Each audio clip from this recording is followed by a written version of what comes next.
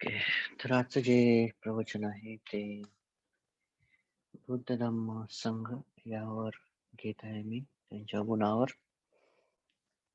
याबद्दल घेतल्या नाही गेलं, फक्त बुद्ध गुणांवर जास्त घेतल्या गेलेलं आहे. तर आज आपण थोडं त्याला मोठं करूया किंवा एलोबरेट करूया. ओके. तर आपण जसं म्हणतो, इतिपिसो भगवा अरहं सम्मा संबुद्धो विद्याचरण संपन्नो सुखदो लोकविदो अनुत्तरो पुरुषधम्मसारथी सत्तादेव मनस्सानं बुद्धो भगवाति. राईट. आणि बुद्ध गुण म्हणतो अरहम सम्मा संबुद्धो विद्याचरण संपन्नो सुखदो लोकविदो अनुत्तरो पुरुषधम्मसारथी सत्तादेव मनस्सानं बुद्धो भगवा. हे जे 9 गुण आहेत, हे कॅरेक्टरिस्टिक्स आहेत, स्पेशल क्वालिटीज आहेत भगवान बुद्धांच्या. बट ह्या ज्या क्वालिटीज आहे, हे जे गुण आहेत, हे सर्व गुण प्रज्ञायुक्त आहे. ओके. विदाउट प्रज्ञा नाहीये. अरहं समासंबद्ध हे जे काही सर्व आहे, हे प्रज्ञा असेल तरच हे गुण राहतील. ओके. आणि त्या दिवशी मी तुम्हाला सांगितलं होतं की आपले बुद्ध कुठे आहेत? 2556 वर्षापूर्वी जे बुद्ध होते ते बुद्ध आहेत का? आपली प्रज्ञा म्हणजे आपले बुद्ध आहेत.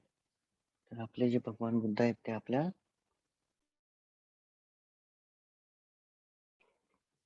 आपल्या मनामध्ये.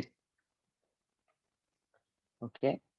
जी प्रॅक्टिस आपण करत आहे रोज, ध्यान, शील, संयम, पारमिता, जे जे काही सर्व आपण प्रॅक्टिस करत आहे, या सर्व गुणांनी आपल्या मनामध्ये बुद्ध तयार होतात. बुद्ध म्हणजे काय की एक जागरूक अवस्था.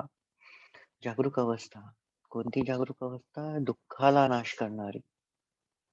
दुःखाला नाश करणारी जागरूक अवस्था. Mindfulness.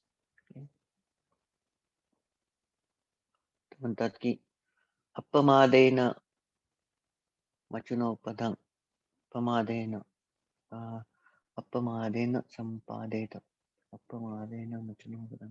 Mindfulness is the path to the deathless. Unmindfulness is the path to the death. जागरूकता ही मृत्यूच्या मृत्यूपर्यंत घेऊन जाते आणि अजागरूकता ही मृत्यूपर्यंत घेऊन जाते.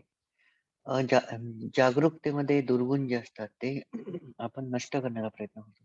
त्याला म्हणतो आपण सतीपन्या. सती आणि प्रज्ञा.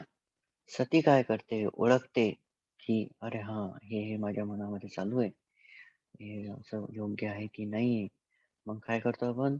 सम्यक व्यायाम वापरतो तिथं. Right effort. राईट एफर्ट काय आहे की जे वाईट चालू आहे त्याला बाहेर काढणं आणि जे चांगलं आहे त्याला वर आणणं. जे वाईट उत्पन्न नाही झालेलं आहे त्याला दाबून ठेवणं आणि जे चांगलं उत्पन्न नाही झालेलं आहे त्याला वर काढणं. हे आपण तिथं प्रॅक्टिस करतो. म्हणजे तेही वाक्य बघा, संप पाप करणं. कारण पण त्यासोबत डिस्कस करताना एक प्रश्न मी विचारला होता की पण ते जसं आपण मेमरीज एन्जॉय करतो किंवा आठवणीमध्ये जातो आणि त्यावेळेस आपण राग, द्वेष, लोभ, मोहामध्ये चालला जातो आठवण करून. तर त्यावेळेस आपण जगाचा पार्ट होतो का? येस. तर आपण वर्ल्ड वर्ल्ड काय, जग काय? जग आपल्या मनामध्ये आहे. लोभ, दोष, मोह म्हणजे जग आहे.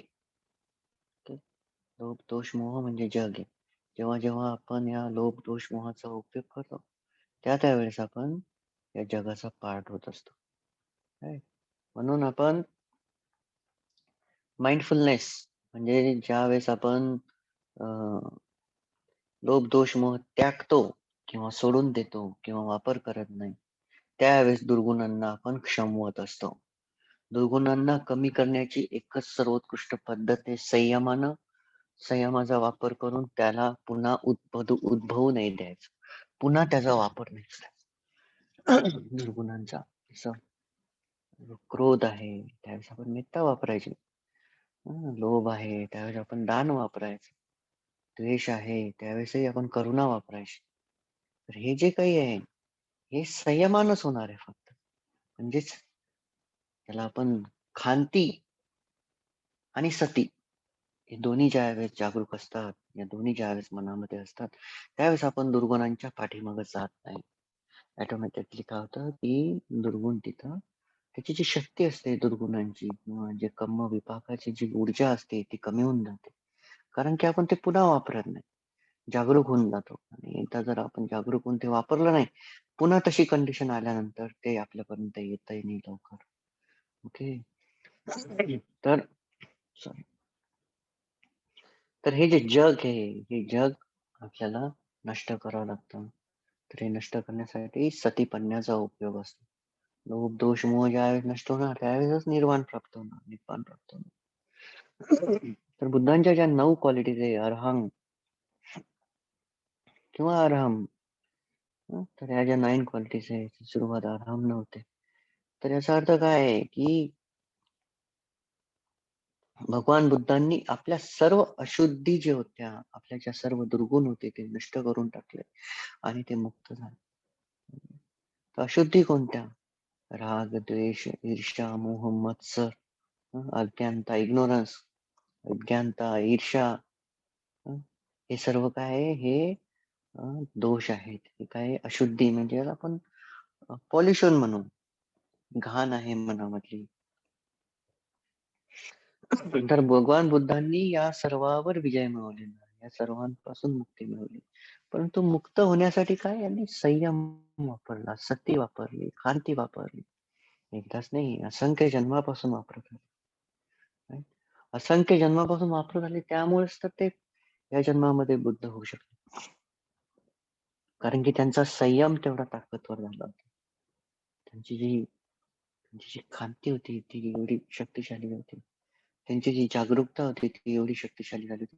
कारण की पुन्हा ते प्रॅक्टिस करतात. जसं एखादा व्यक्ती जिममध्ये जातो, तर तो पुन्हा सेट मारतो. म्हणजे आपले शरीर काय म्हणतात स्ट्रॉंग बनवण्यासाठी, आहे की नाही? एक प्रकारची त्याच्या शरीराला वळण लावतो तो. right? एक प्रकारचं उत्कृष्ट बनवण्यासाठी तो करत असतो. तर पुन्हा जेव्हा आपण प्रॅक्टिस करतो दुर्गुणांपासून दूर राहण्याची, तर ऑटोमॅटिकली काय होतं ते दुर्गुण आपल्याला जवळ येत नाही. ते दुर्गुण आपल्याला टच करू शकत नाही. राईट? तर हे होतं अरहंग. तर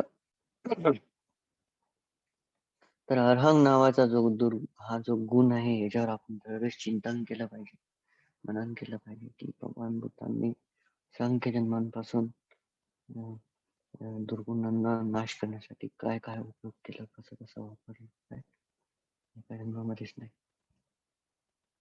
सम्मा संबुद्धो, राईट? सम्मासम म्हणजे फुल्ली एनलायटन. तर याचा अर्थ आहे की भगवान बुद्धांनी कोणाच्याही मदतीशिवाय 4 आर्य सत्यांची उत्पत्ती केली. 4 आर्य सत्य आणि आर्य अष्टांगिक मार्ग शोधला. पूर्णपणे समजला. आणि ते स्वतः एबल आहेत, स्वतः परिपूर्ण आहेत 4 आर्य सत्य आणि आर्य अष्टांगिक मार्ग लोकांना समजावून सांगण्यासाठी. त्यांना कोणाची मदत नाही लागली 4 आर्य सत्य समजण्यासाठी. ते सम्मा संबुद्ध. सम्मासम म्हणजे जसं की अरहंत आहेत. अरहंत हे पण एक बुद्धत्वाचीच प्राप्ती आहे. परंतु अरहंत हे भगवान बुद्धांच्या 4 आर्य सत्याला परिपूर्णपणे जाणूनच अरहंत बनू शकतात. परंतु ते स्वतः 4 आर्य सत्य नाही शोधू शकत. स्वतः तो सद्धम्म नाही निर्माण करू शकत, जो दुसऱ्यांना दुःख मुक्तीपर्यंत घेऊन जाऊ शकेल. म्हणून सम्मा संबुद्ध म्हणजे काय की यांनी 4 आर्य सत्यांचा शोध केला. जे आपल्याला शिकवू शकतात, जे आपल्याला सांगू शकतात. ओके. समाधिट्ठीमध्ये काय आहे की 4 आर्य सत्य पूर्णपणे समजणं.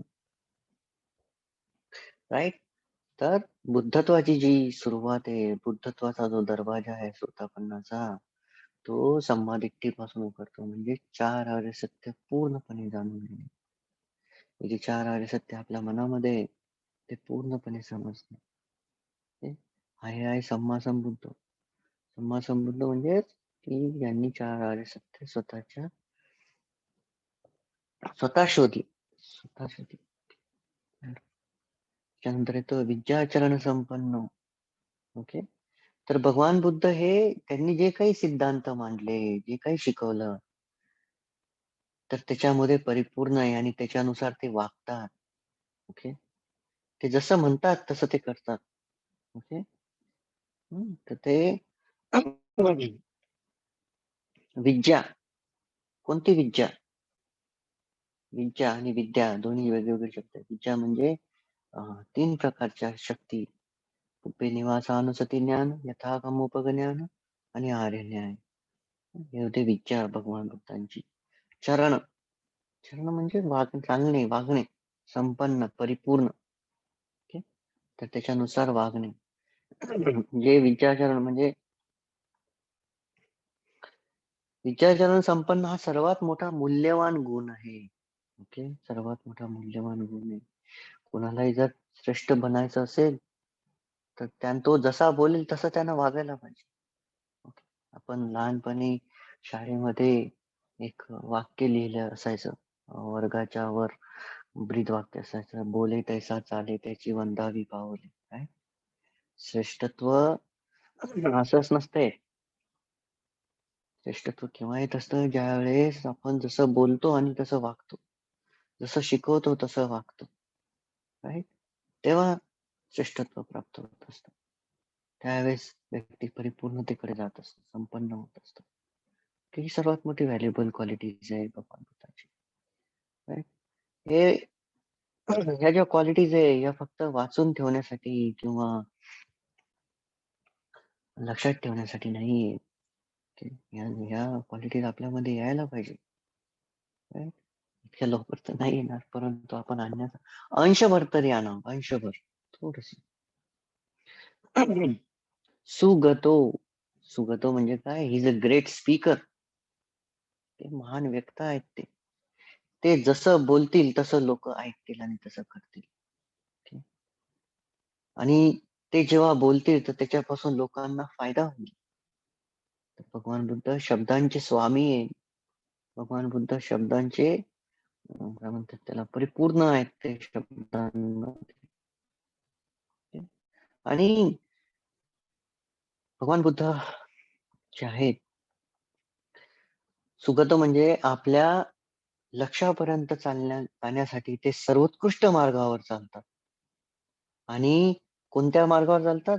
त्या अशा ते अशा मार्गावर चालतात जे दुःखाच्या मुक्तीपर्यंत घेऊन जातात. ओके. तर हे कधीही लक्षात ठेवायचं. सुगतो. ते सुगत म्हणजे हे नाही की सुगत दिला जातो असं नाही. सुगत म्हणजे इट्स अ गुड पाथ, चांगला मार्ग, चांगला रस्ता. ओके. हे आहे सुगत. तर तर हेच आहे आपल्या ते 4 आर्य सत्याचा बोध होतो त्याच वेळेस हे सगळे निर्माण व्हायला सुरुवात होतं. काय? तर हे जे भगवान बुद्धांचे गुण आहे ते फक्त आपल्याला पाठ नाही करायचे. याच्यामधला जो अंश आहे तो आपल्याला घ्यायचा आहे आणि आपल्याला यासारखंच वागण्याचा प्रयत्न करायचा आहे. महत्वाचं आहे.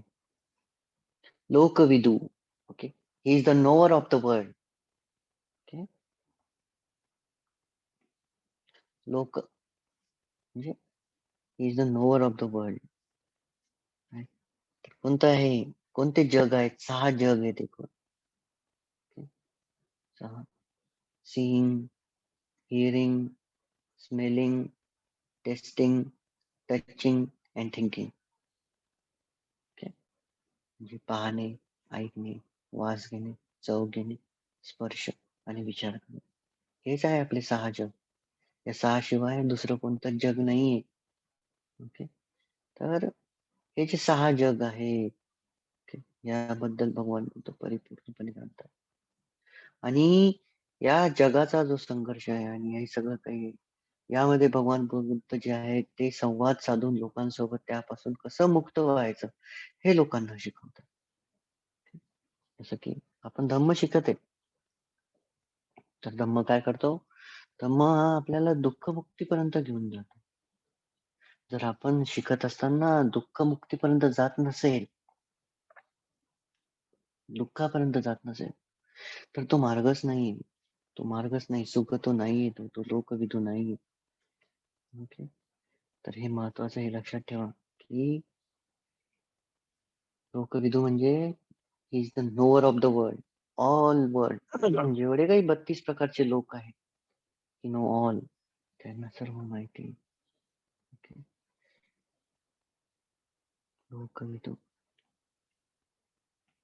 अनुत्तरो पुरुष धम्म सारथी. अनुत्तरो पुरुष धम्म सारथी. तर भगवान बुद्ध हे सर्वात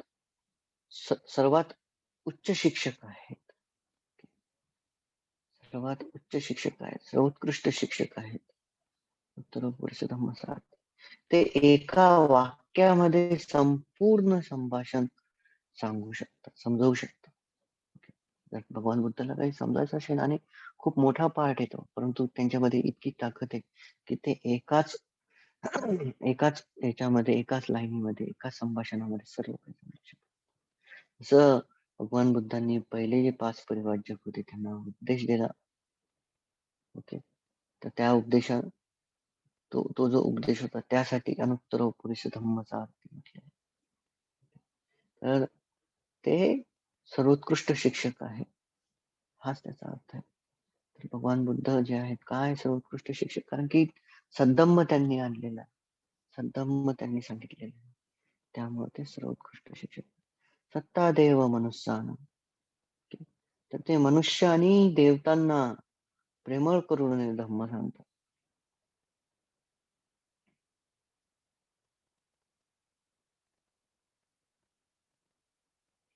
तर भगवान बुद्धांनी एवढं माहिती होणं किंवा माहिती करून घेणं यासाठी असंख्य संघर्ष करावा लागतो. इतकं सोपं नाही. इव्हन भिक्खूही असले तरी ते नाही होऊ शकत. सत्ता देव, देवतांना शिकवतात. भगवान बुद्ध हे देवतांना शिकवतात. मनुष्यानं म्हणजे मनुष्य आणि देवतांना शिकवतात. तर काय शिकवतात? दुःखे ज्ञानम, दुःख समुदय ज्ञानम, दुःख निरोध ज्ञानम, दुःख निरोध गामिनी पटिपदाय ज्ञानम, हे शिकवतात. This is the main teaching of lord Buddha. सत्ता देव मनुष्यानं. तर मेनी फॉलोअर ना, भगवान बुद्धांचे खूप सगळे उपासक होते, त्यांना फॉलो करणारे होते. इव्हन ते पास झाल्यानंतरही आजही भगवान बुद्धांच्या पेक्षा सर्वोत्कृष्ट शिक्षक कोणीच नाही, कोणी होणारही नाही. ओके. त्याच्यानंतर सत्ता देव मनुष्यानं बुद्धो. बुद्धोचा अर्थ जो आहे तो काही सम्मा संबुद्धापेक्षा काही वेगळा नाही, तसाच आहे. ओके. ज्यांनी 4 आर्य सत्य स्वतःच्या बळावर शोधून काढले ते आहेत बुद्ध. ओके. ज्यांनी अज्ञानाच्या जंगलामधून किंवा अज्ञानाच्या अंधारामधून लोकांना प्रकाशापर्यंत नेलं ते आहे बुद्ध. झाले बुद्ध. तर भगवान बुद्ध जे आहेत ते आपल्या मनाच्या बाहेर नाहीये, ते मनाच्या बाहेर नाही. जसं तुम्ही तुमच्या एरियामध्ये जाता, विहार साफ करता, ते भगवान बुद्धांची मूर्ती साफ करता, राईट. तर आपल्या मनामधली मूर्ती केव्हा साफ करणार? आपल्या मनामधलं विहार केव्हा साफ होणार? रोज काही ना काही आपण त्याच्यामध्ये घाण टाकत राहतो, विचार करतो, कोणाबद्दल वाईट बोलतो, कोणाला उद्धट बोलतो, कोणाला इजा पोहोचवतो, विचार करतो, खोटं बोलतो, व्यसन करतो, हत्या करतो. हे जे काही आहे ही घाण आहे. ही मनामधली घाण आपण आपल्या मनातल्या विहारामध्ये टाकत राहतो. जसं आपल्याला आपल्या एरियातलं विहार खूप सुंदर आणि चांगलं पाहिजे, खूप साफ पाहिजे, तसं आपल्या मनातल्या बुद्धांचं विहार तेवढं साफ आहे का? आपल्या मनामधले जे बुद्ध आहेत ते अजून विकारांपासून मुक्त झाले आहेत का? ते खरंच भगवा झाले आहेत का? ते खरंच अरहंत झालेले आहेत का? आपल्या मनामधले बुद्ध कोण आहेत? आपली प्रज्ञा ती एवढी प्रकाशमय झाली आहे का, की आपण साधारण जीवनामध्ये चिडत नाही, रडत नाही, ओरडत नाही, द्वेष करत नाही, ईर्ष्या करत नाही. कधी ऐकलं का भगवान बुद्ध ईर्ष्या करतात, द्वेष करतात, राग करतात? नाही, इम्पॉसिबल आहे. त्यांच्याजवळ नाहीच येते. तर हे आपल्या मनामधले बुद्ध झालेत का तयार असे अजून? नाही झाले. कारण की आपण त्याच्यावर इतकं फोकस कर आपण आपण जसं विहार समजा आलो आणि ओके इथं तिथं असं तसं झाडून टाकलं. दुसरा व्यक्ती येईल तो पाहिल अरे हे विहार तर अजूनही घाणेरडं आहे. तसंच आपल्या मनावर आहे. ज्यावेळेस आपण दुर्गुणामध्ये पडतो तर आपल्या मनामधलं विहार आपण घाण करत राहतो. किती साफ करा नंतर पुन्हा पुन्हा घाण होत राहतं. तर हे आहे बुद्ध. तर आपल्या मनामधले जे भगवान बुद्ध आहे ते जेव्हा साफ होतील, आपली प्रज्ञा जेव्हा साफ होईल, आपली सत्ती जेव्हा साफ होईल, आपली कांती जेव्हा साफ होईल, त्याच वेळेस कुठे आपल्याला बुद्धचा उपहास होईल किंवा बुद्ध हे आपल्याला दिसेल. ओके. तर हे आहे नवगुण. हे जे नवगुण आहे खूप महत्वाचे आहेत. त्याच्यानंतर येतात धम्मगुण. स्वाक्कातो भगवतो धम्मो संदिट्टिको अकालिको एहि पस्सिको ओपनायिको पच्चत्तं वेदितव्यो विनियोहिति. स्वाक्कातो धम्मगुण काय? हे धम्मगुण आहे. आता मी ते बोलले धम्मगुण आहे. स्वाक्कातो. तर हा जो धम्म आहे हा भगवान बुद्धांनी उत्कृष्ट तऱ्हे समजावलेला आहे. जे काही सुत्त आहे त्यामध्ये धम्म जो आहे तो उत्कृष्ट प्रमाणे शिकवला गेलेला आहे. ओके. आणि धम्म जो आहे तो आदि कल्याणम, मध्य कल्याणम, परिवृत्त कल्याणम. म्हणजे सुरुवातीलाही उत्कृष्ट आहे, मधातही उत्कृष्ट आहे आणि अंतामध्येही उत्कृष्ट आहे. आणि याच्यामध्ये काही एक असं द्वेष नाही, दुर्गुण नाही, काहीच नाही. आणि धम्म जो आहे तो परिपूर्ण आहे आणि परिपूर्ण असूनही तो परिपूर्णपणे शुद्ध आहे. ओके. धम्म जो आहे तो शुद्ध आहे.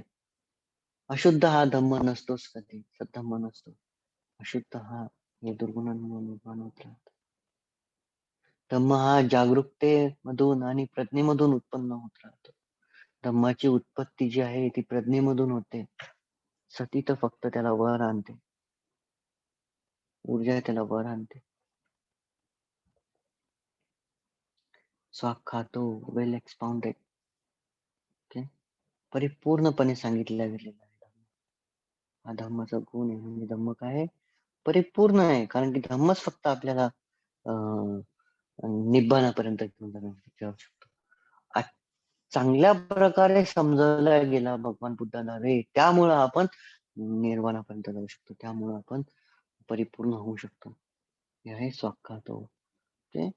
संदिट्टिको. संदिट्टिको. संदिट्टिकोचा जो अर्थ आहे संदिट्टिको. ओके. तर जे काही धम्माचे जो कोणी व्यक्ती धम्माचं पालन करेल, प्रॅक्टिस करेल, तर त्याला जे लाभ आहेत, जे परिणाम आहेत, ते त्याला स्वतःला दिसतात. ओके. त्याला दुसऱ्याला विचारायची गरज नाही. ते त्याला स्वतःला दिसतात. आणि काय म्हणतात धम्माची प्रशंसा करण्यासाठी दुसऱ्यावर निर्भर राहायची गरज नाही. तो स्वतः आतमधून प्रशंसा करायला. हे आहे संदिग्ध. कारण की कम अँड सी. पहा आणि चेक करा. हे आहे संदिग्ध.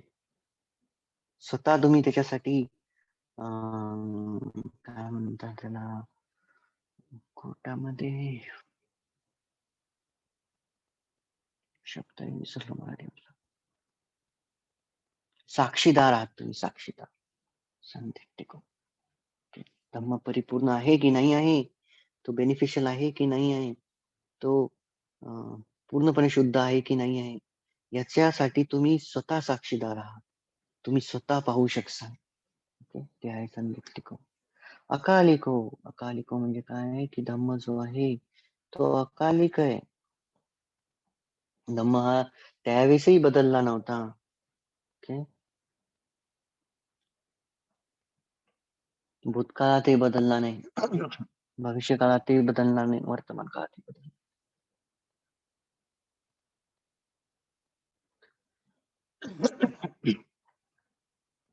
आपल्याकडचे जे लोक आहेत ना, ते म्हणतात, भगवान बुद्धांचा धम्म तर बदलून टाकला, भगवान बुद्धांचा धम्म मिक्स केला, राईट?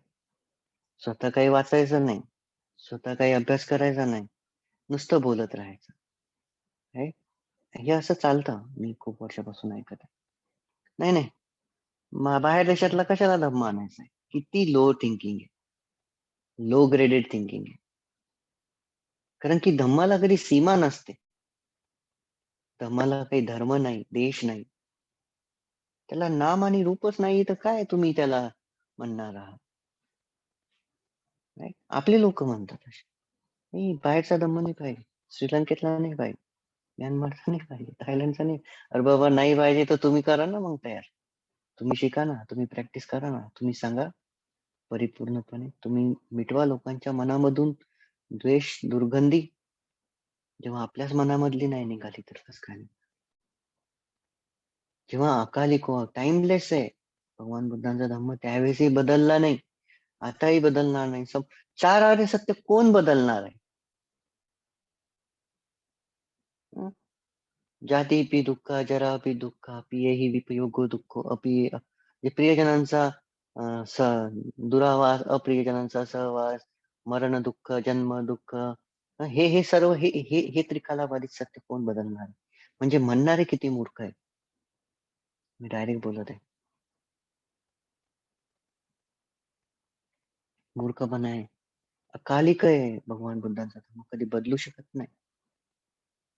तो त्यावेळेसही इफेक्टिव्ह होता, आताही इफेक्टिव्ह आहे आणि समोरही इफेक्टिव्ह राहणार, जो जो त्याच्यावर चालेल. एही पस्सिको, कम अँड सी. त्याचे फायदे जर तुम्हाला बघायचे असतील तर तुम्ही या आणि बघा, चेक करा स्वतः. ओके. भगवान बुद्धांचा जो धम्म आहे तो छाननीसाठी, तपासण्यासाठी, पाहण्यासाठी खुला आहे. धम्म काही आव्हानांना घाबरत नाही. नाही? कशाला घाबरणार? भगवान बुद्धांचा धम्म जो आहे तो कोणीही येऊन चेक करू शकतो, पण चेक करणारा प्रज्ञावंत असला पाहिजे, मूर्ख नसला पाहिजे, जो स्वतःच्याच अविद्येमध्ये गुंतलेला नसला पाहिजे, स्वतःच्याच व्ह्यूज मध्ये गुंतलेला नसला पाहिजे. ओपन टू इन्व्हेस्टिगेशन, खुला आहे. चेक करा, प्रॅक्टिस करा, तुम्हाला समजेल स्वतः. तुम्ही 1 तास ध्यान करता त्यावेळेस तुमचं मन शांत होऊन जातं. कुठं दुःख असतं त्यावेळेस मनामध्ये? आहे बस ओपन ऐको. सॉरी.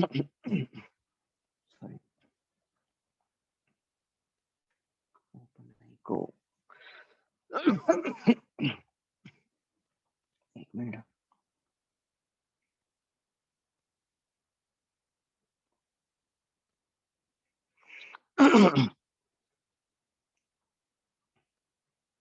तर भगवान बुद्धांचा जो धम्म आहे तो इनवर्ड घेऊन जातो, लीडिंग इनवर्ड, आतमध्ये घेऊन जातो. भगवान बुद्धांचा जो धम्म आहे तो मोहापर्यंत, अंधारापर्यंत नेत नाही, तर तो प्रकाशापर्यंत घेऊन जातो. आणि तो जो प्रकाश आहे त्याला निब्बाण म्हणतात.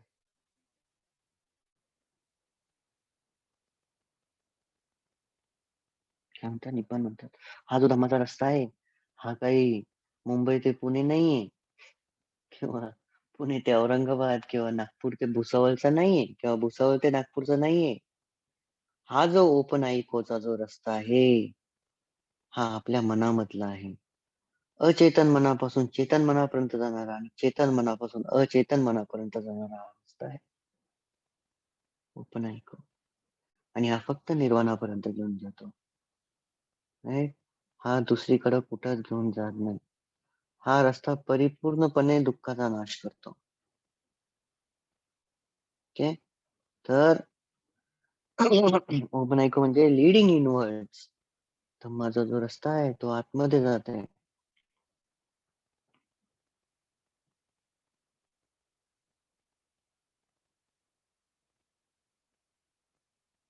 आणि पश्चात्तं वेदितव्यो विनियोगिति, आणि it is realised by wise. आणि हा जो धम्म आहे रिअलाइज बाय द वाईज, भगवान बुद्ध काय म्हणतात माहिती का, की भगवान बुद्धांचा जो धम्म आहे तो हुशारांसाठी आहे, मूर्खांसाठी नाहीये. बुद्धाच धम्म is for wise, not for अनवाईज.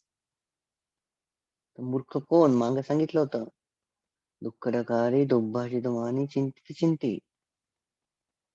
तर हा जो धम्म आहे तो बुद्धिवंताद्वारे महसूस केला जातो, प्रज्ञावंताद्वारे समजल्या जाणल्या जातो. त्याला म्हणतात पश्चात्तांग वेदितव्यो विनियोगी. हा धम्म केव्हा समजला नाही, ज्यावेळेस तुम्ही याच्यावर चालचाल या रस्त्यावर, त्याच्याशिवाय नाही समजला.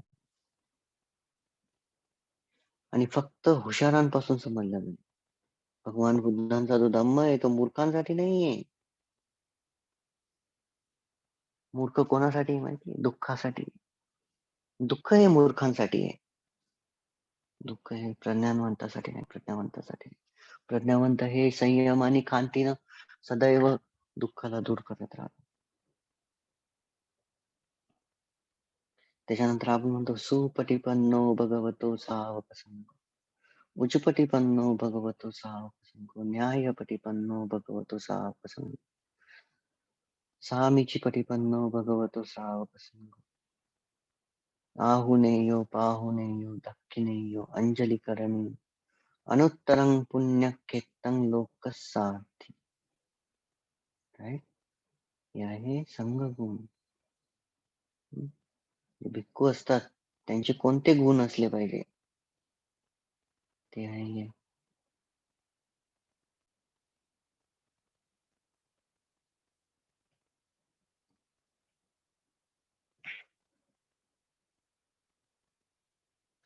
सुपटिपन्नो भगवतो सावक संघ.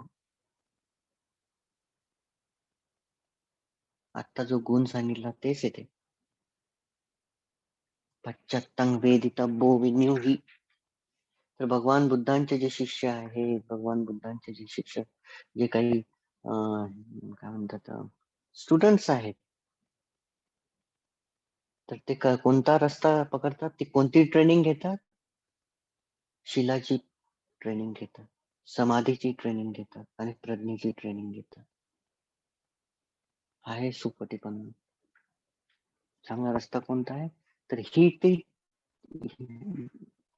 या 3 ट्रेनिंग घेणं, शील समाधी आणि प्रज्ञेची ट्रेनिंग घेणं, हे आहे सुपटिपन्न भगवतो सावक संघ. तर सावक संघ कशात परिपूर्ण असणार, प्रज्ञा शील आणि समाधीमध्ये, शील समाधी प्रज्ञेमध्ये हा परिपूर्ण असणार. उजुपटिपन्नो भगवतो सावक संघ. आणि ही जी ट्रेनिंग आहे त्याला भगवान बुद्धांची, ही जी ट्रेनिंग आहे ही ते योग्य ढंगान, म्हणजे योग्य जी पद्धत आहे त्या पद्धतीने ते प्रॅक्टिस करतील. उजू योग्य पद्धतीने ते जातील. ना ते अत्तकील मथानु योगकडे जातील, ना ते काम सुखानी कालो योगकडे जातील. मिडल राहतील, VIP विजन इन्साइट आणि पीसवर राहतील. मध्यम मार्ग काय की दोघाला सोडून जाणं, तर तोच आहे उजूपटीपन्नो. तर सावक संघ जो आहे तो योग्य मार्गाने प्रॅक्टिस करत असतो कंटिन्यू, तीन याची, शील समाधी प्रज्ञेची.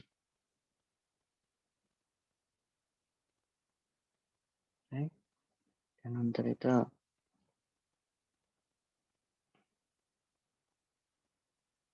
न्यायपटिपन्न.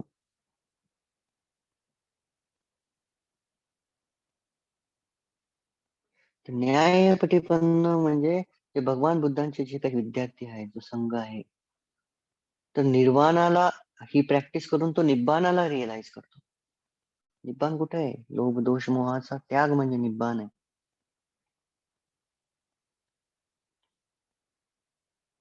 राईट थॉट,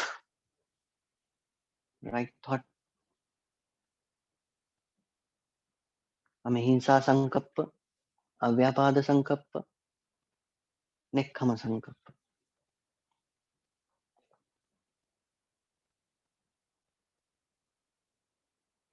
तर हा जो मार्ग आहे, तर भगवान बुद्धाचे जे डिसायपल आहेत, जे शिष्य आहेत, ते याची प्रॅक्टिस करून निब्बाणाला रिअलाईज करतात. तर ज्यावेळेस ते लोभ, दोष, मोहाचा त्याग करतात, निष्काम संकल्प त्यागाचा विचार ते मनात आणून त्यावर ते काम करतात त्यावेळेस ते न्यायपटीपन्न होऊन जातात. तर सावक संघ कसा असतो? न्यायपटीपन्न असतो. भगवंतांचा सावक संघ कसा आहे? न्यायपटीपन्न आहे. न्यायपटीपन्न म्हणजे काय? की ते निर्वाणाला रिअलाइज करताय. आपल्या मनासोबत न्याय कसा होणार? मराठीतला शब्द वापरतोय, पालीतला नाही. आपल्या मनासोबत न्याय त्यावेळेस होणार ज्यावेळेस आपल्या मनामधले दुर्गुण नष्ट होऊन जाणार. त्यावेळेस आपल्या मनासोबत न्याय होणार. सामीची पटीपन्न भगवतो सावक सामीची सामीची सामीची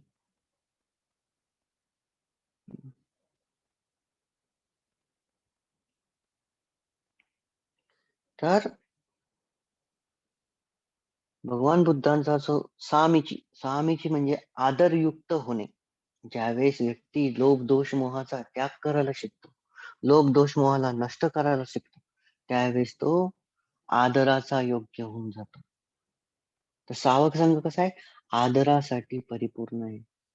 त्यांना आदर केला जाऊ शकतो. पण कोणाला केला जाणार? ज्यांनी लोभ, दोष, मोहाचा त्याग केला, ज्यांनी लोभ, दोष, मोह नष्ट करण्याचा प्रयत्न करतायत, जे आर्यष्टांगिक मार्गावर चालत आहेत. ओके, ते आहे स्वामीजी. तर भगवान बुद्धांचा जो संघ आहे तो आदराच परिपूर्ण आहे.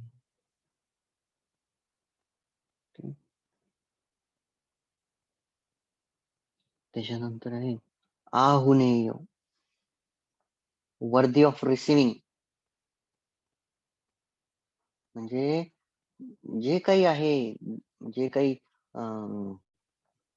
कोणी काही घेऊन येत आहे, कोणी काही जर काही घेऊन येत असेल तर त्यास ते पात्र आहे घेण्यासाठी. कारण की ते आदर येते, कारण की त्यांनी दुर्गुणांचा नाश केलेला आहे.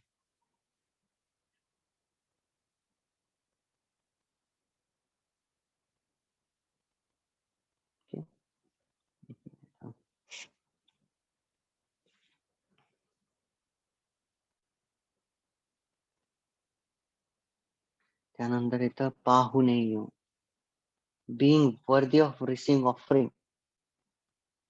जे काही गिफ्ट आहे, जे काही दान आहे, ते पात्र असणं.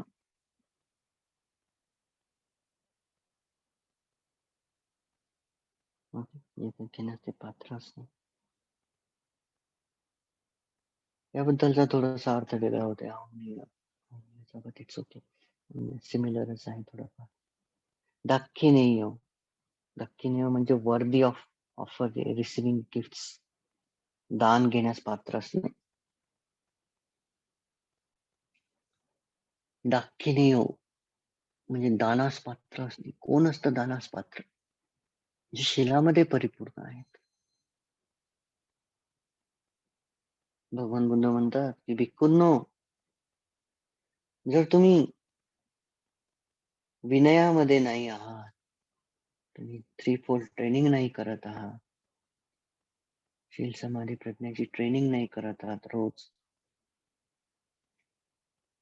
तर तुम्ही दाक्षिणेय नाही आहात. तुम्ही दानास पात्र नाही आहात. नॉट द वर्दी फॉर द ऑफरिंग्स. म्हणजे ऑफरिंग साठी वर्दी नसणे, वर्दी म्हणजे पात्र नसणं.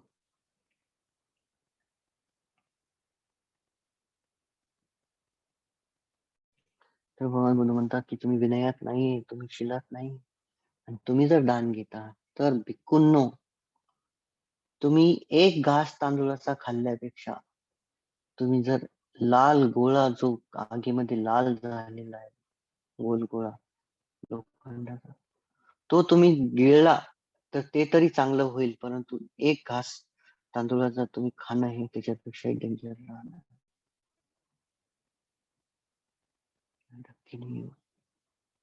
अंजली करणीय, अंजली करणीय, इथं सगळ्यांना माहिती अंजली. अंजली करणं. का आपण हात जोडतो? कारण की ते आदर घेण्यास परिपूर्ण आहे. ते आदर देण्यास परिपूर्ण आहे. केव्हाही बंधे येतात तर आपण अंजली करणं, हात जोडतो एकमेकाला चेष्टा. कारण की आपण त्यांना आदर देतो. परंतु ते आदरास पात्र आहे. कारण की ते 4 आर्य सत्याचा बोध घेत आहे, अष्टांगिक मार्गावर चालत आहे.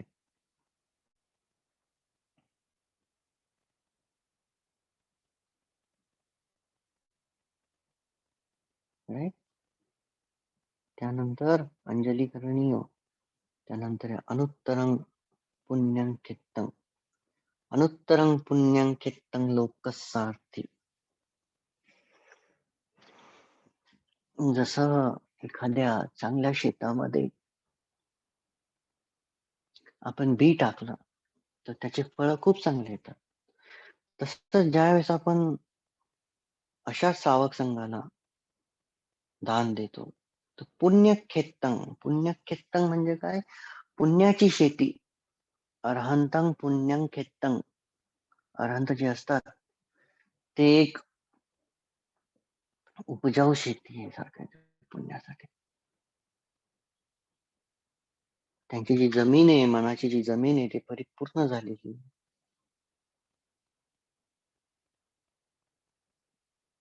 ते परिपूर्ण आहे सर्व ठिकाणी. तर पुण्यंकेतन म्हणजे काय की ज्यावेळेस आपण त्यांना काही देणार तर त्याच्यापासून खूप सगळे मेरिट्स आपल्याला भेटणार. खूप सगळे पुण्य आपल्याला भेटणार. लोकांना खूप सगळे पुण्य भेटणार. सगळं लक्षात ठेव. तर त्यांची जी गुणवत्तेचे जे बीज आहे ते अतुलनीय आहे. त्यांचं जे मनाचं जे क्षेत्र आहे, मनाची जी जमीन आहे ती सुपीक आहे, नापीक नाहीये. नापीक जमीन दुर्गुणांनी माखलेली असते. आपल्या मनाची जी जमीन असते ती नापीक असेल. का असेल? कारण की त्याच्यामधून पुण्य निर्माणच नाही होऊ शकत.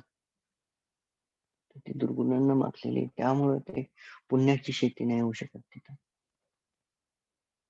ओके. हे झालं अनुत्तरं पुण्यं कित्तं लोकस्सार्थी. तर हे जे काही बुद्ध, धम्म आणि संघ हे, तर बुद्ध कुठे आहे? आपल्या मनामध्ये. धम्म कुठे आहे? ज्यावेळेस आपण दुःखाचा नाश करू तो आहे धम्म. संघ कुठे आहे? एक ग्रुप जो परिपूर्णपणे अष्टांगिक मार्गावर चालत आहे, तो असतो संघ. हे गुण जे आहेत, संघ गुण हे आपल्यामध्ये असले पाहिजे. आदरणीय असलं पाहिजे आपण. दानास पात्र असलं पाहिजे आपण. वर्दी ऑफ रेव्हरन्स असलं पाहिजे.